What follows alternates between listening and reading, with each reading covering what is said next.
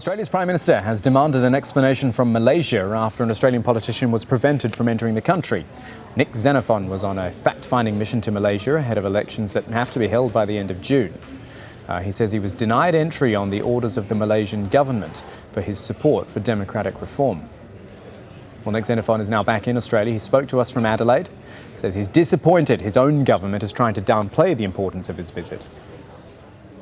Look, let's clear this up once and for all. This is a line that's been peddled by Australia's Foreign Minister Bob Carr. I know Bob Carr, I get on well with him, but I'm very disappointed with this apologist line that he's adopting. The fact is, I'm a member of the Australian Parliament.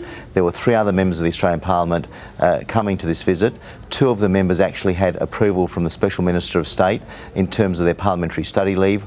We were all going to provide a report. It included members of both the government and the opposition and myself as an independent. So to call this as some sort of unofficial visit is a little bit pejorative on the part of the Foreign Minister of Australia.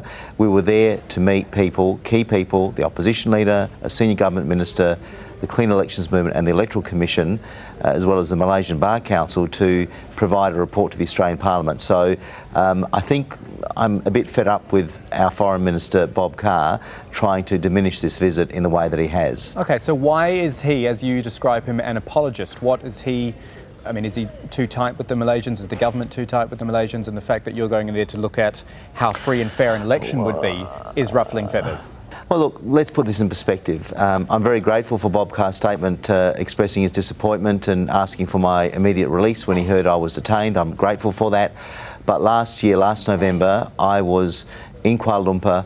I was given a handwritten note from Anwar Ibrahim, the opposition leader.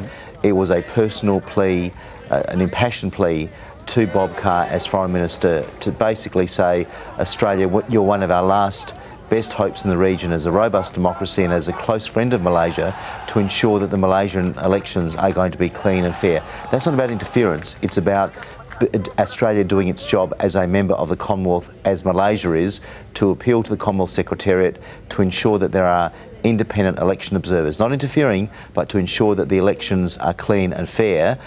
Yet that plea from Anwar Ibrahim to Australia's Foreign Minister was dismissed out of hand, and we now have almost proof of what the Malaysian government may be planning for the forthcoming elections.